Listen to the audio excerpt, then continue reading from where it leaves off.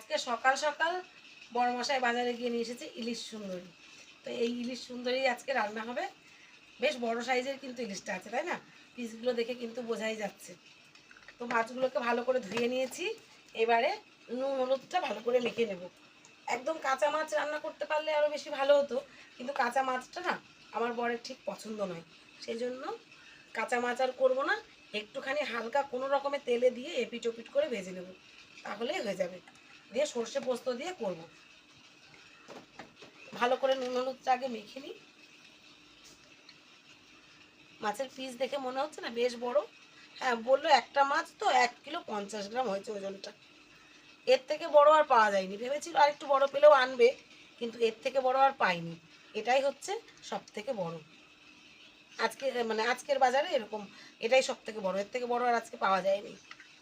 আর মুড়ো দিয়ে হবে হচ্ছে কচুর শাক।